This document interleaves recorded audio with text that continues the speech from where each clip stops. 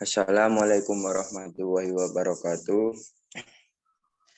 Waalaikumsalam warahmatullahi wabarakatuh. Perkenalkan, saya Anggoro Jatayu.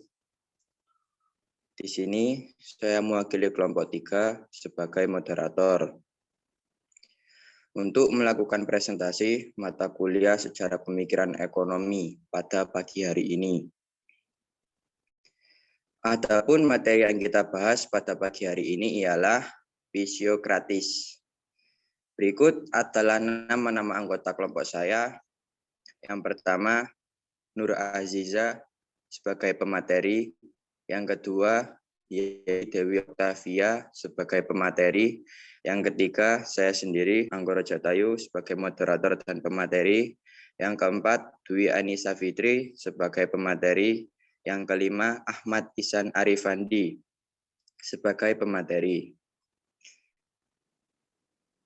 Mari kita mulai presentasi pagi ini dengan mengucap basmalah.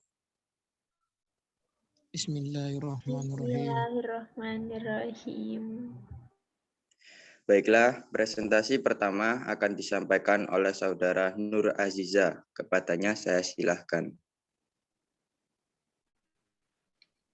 Di sini saya akan membacakan latar belakang adanya aliran fisiokratis.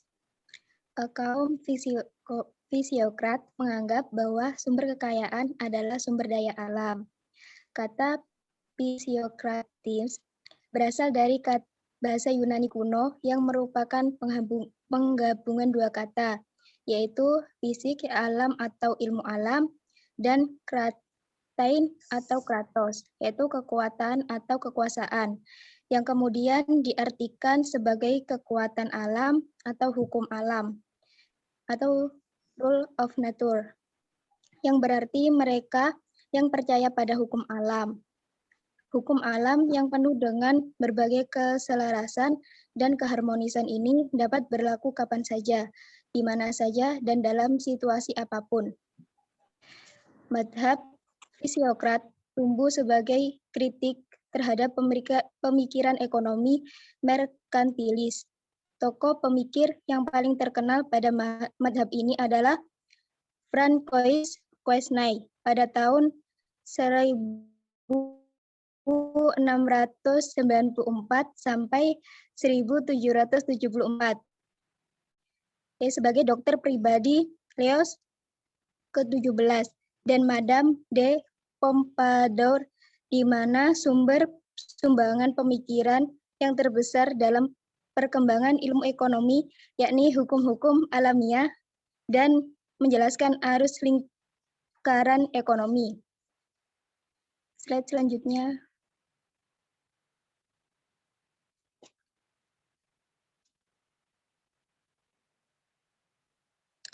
Inti pada pemikiran utama dalam mazhab ini dapat dituangkan dalam tabel ekonomi yang menjadi 4 golongan masyarakat yang terdiri dari 1. Kelas produktif, yaitu kelas produktif yang meliputi kaum petani. Yang kedua, kelas des proprietaires, yaitu kelas tuan tanah, meliputi kaum pemilik tanah. Yang ketiga, kelas steril atau kelas stipendil, kelas tidak produktif, yang meliputi kaum pedagang, saudagar, pengrajin, dan industriawan. Yang keempat, kelas pasif, yaitu kelas masyarakat buruh atau labor, meliputi kaum pekerja yang menerima upah dan gaji dari tenaganya. Selanjutnya.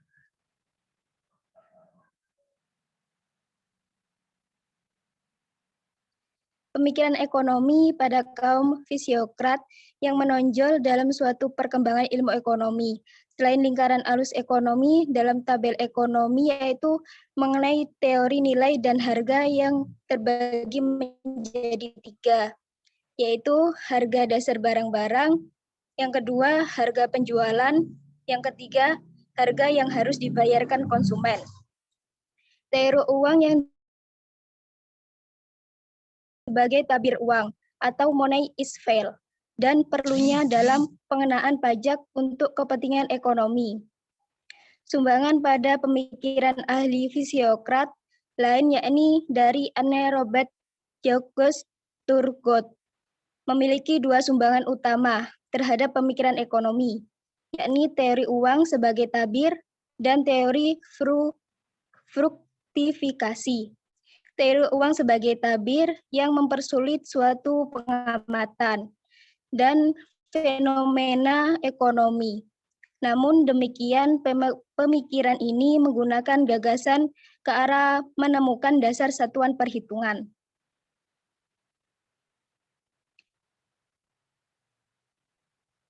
Sekian yang dapat saya sampaikan. Saya kembalikan ke moderator. Baik, terima kasih untuk Mbak Nur Aziza. Untuk materi selanjutnya akan disampaikan oleh Saudara Yeti. Kepadanya saya silahkan. Baik, terima kasih. Pemikiran dan aliran atau mazhab ekonomi fisiokratisme. Tokoh-tokoh dalam pemikir aliran fisiokrat yang dominan kontribusinya terhadap perkembangan pemikiran ekonomi adalah sebagai berikut. Yang pertama, Francois Quesnay pada tahun 1694 sampai 1774.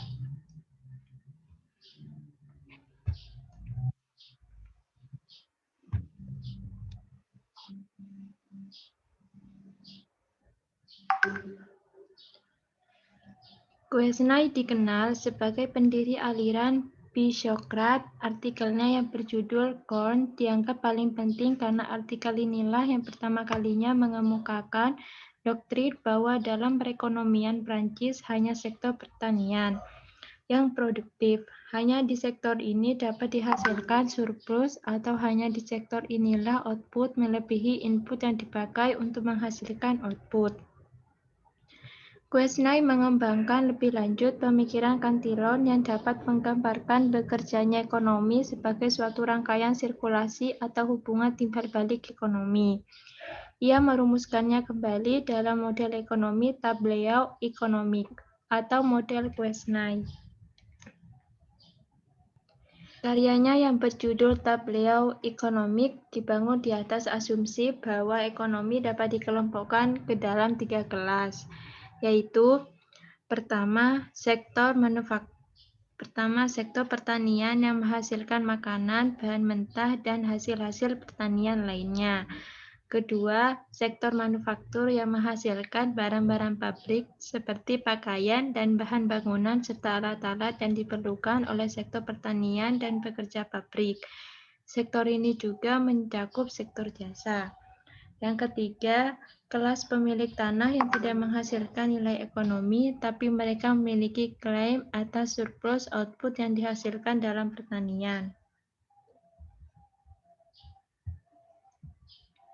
Yang kedua, Sir William Petty pada tahun 1623 sampai 1687.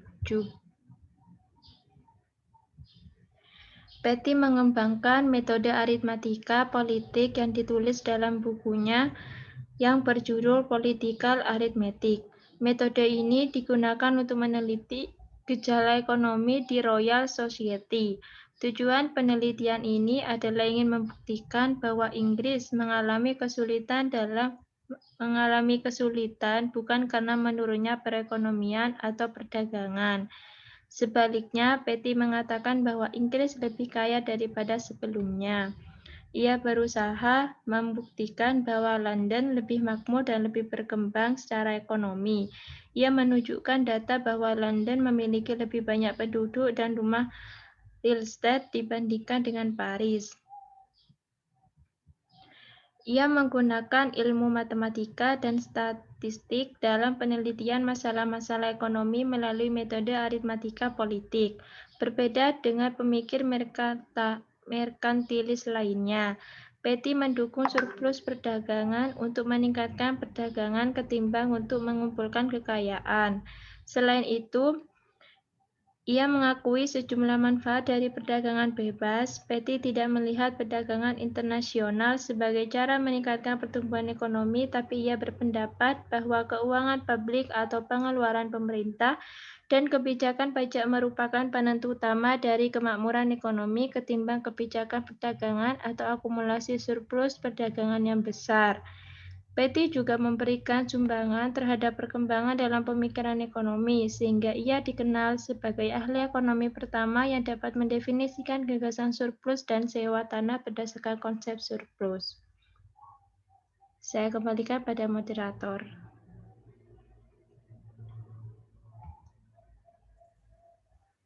Baik, terima kasih kepada Saudara Yeti. Untuk materi selanjutnya akan dijelaskan oleh Saudara Ihsan. Kepadanya saya silahkan.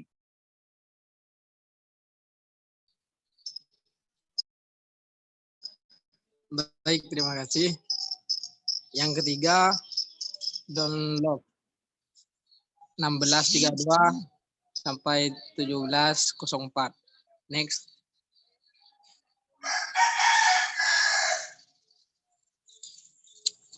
Luke memberikan 5 kontribusi terhadap perkembangan ilmu ekonomi, 3 bersifat filosofis, dan 2 bersifat ekonomi.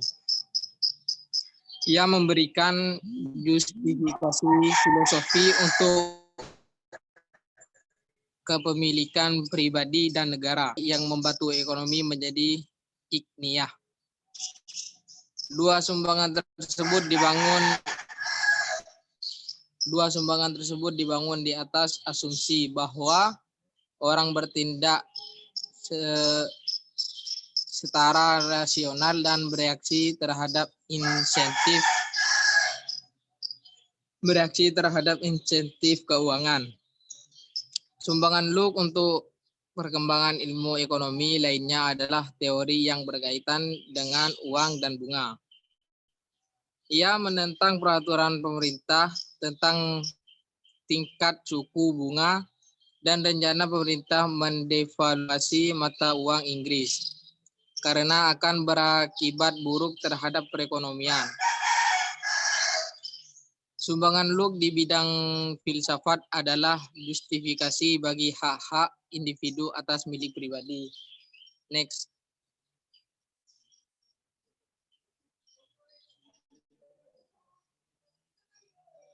Kontribusi Luke lainnya terhadap ilmu ekonomi adalah teori uang dan teori bunga. Luke menolak pendapat Josiah Child dalam Letwin 1964 157 mengatakan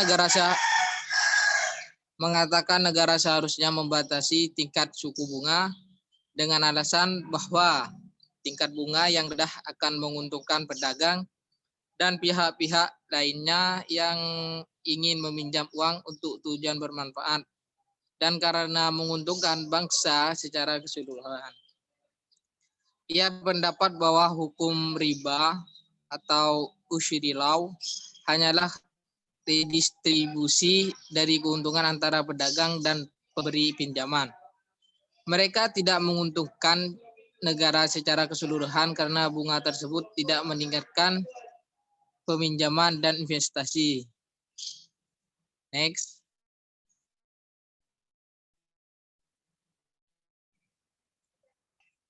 Persamaan dan perbedaan dengan aliran lain.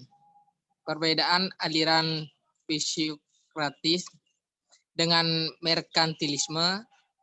Aliran merkantilisme menurut paham merkantilisme suatu negara yang berkeinginan untuk maju dan makmur, mereka harus melakukan perdagangan dengan negara lain.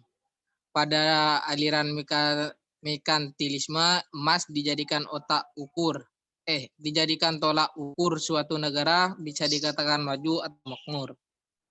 Sedangkan aliran fisiokrat berpandangan bahwasanya sumber kekayaan negara dan masyarakat adalah kekayaan alam. Maka diberikanlah kebebasan pada manusia untuk dapat melaksanakan apa yang terbaik bagi dirinya masing-masing. Sumber daya alam harus bisa dikelola sebaik mungkin, maka kehidupan manusia akan lebih makmur.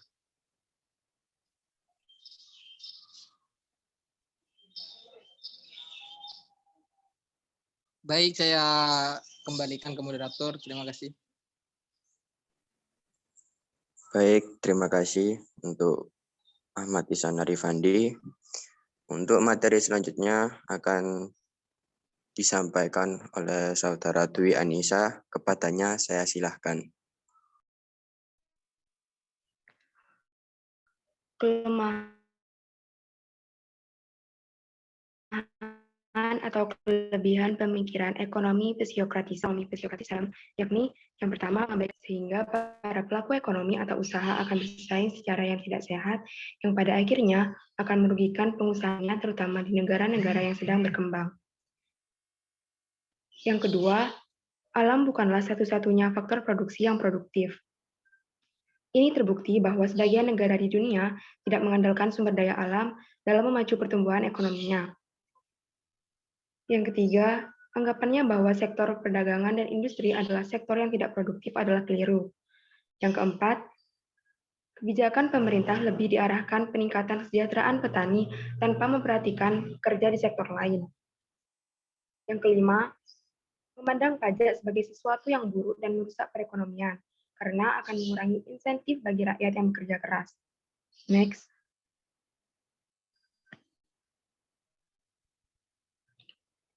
Yang keenam, menganggap bahwa pajak sebagai faktor penghambat dinamika atau perkembangan perekonomian Inggris. Yang ketujuh, analisis ekonominya terlalu berorientasi pada pendekatan kuantitatif, sehingga tidak menggambarkan kenyataan yang ada. Yang kedelapan, pemikirannya terlalu berorientasi pada materi atau pekerjaan. Yang kesembilan, uang atau modal diakui sebagai atau merupakan hasil dari kerja sebelumnya, sehingga kepemilikannya dapat dibenarkan. Dan yang terakhir, 10, uang membuat manusia dapat mengumpulkan kekayaan lebih banyak lagi karena uang tidak rusak sebelum digunakan. Next.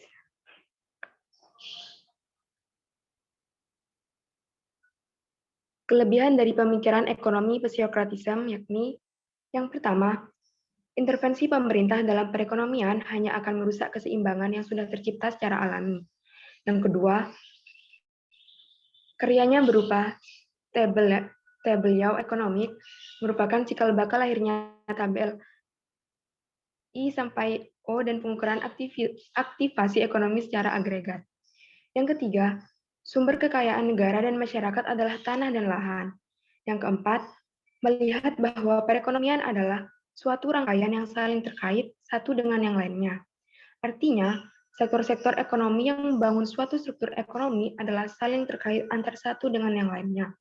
Dan yang terakhir, menggunakan statistika dan matematika dalam analisisnya, sehingga analisisnya lebih tajam dibanding dengan ekonomi lainnya. Baik, saya kembalikan kepada moderator.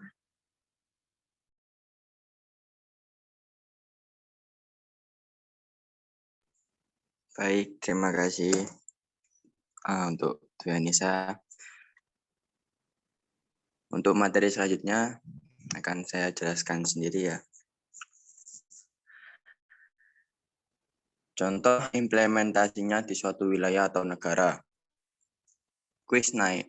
Menggambarkan sistem perekonomian di suatu negara layaknya kehidupan biologis tubuh manusia antara satu bagian dalam tubuh dengan bagian yang lain, sehingga membentuk suatu kesatuan yang harmonis. Begitu juga tentang proses dan gejala kehidupan ekonomi. Jika dilihat dalam hubungan antara bagian yang satu dengan yang lain, membentuk seluruh keseluruhan dengan hukum-hukum tersendiri. Next.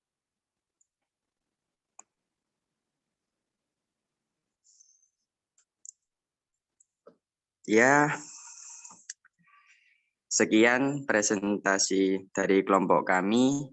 Apabila kurang jelas, bisa dipertanyakan. Dari kelompok kami, kita hanya membuka 3 pertanyaan. Terima kasih atas diskusi pada pagi hari ini. Saya sebagai moderator mewakili kelompok 3 mengucapkan terima kasih atas perhatiannya. Sekian, wassalamualaikum warahmatullahi wabarakatuh. Waalaikumsalam warahmatullahi wabarakatuh.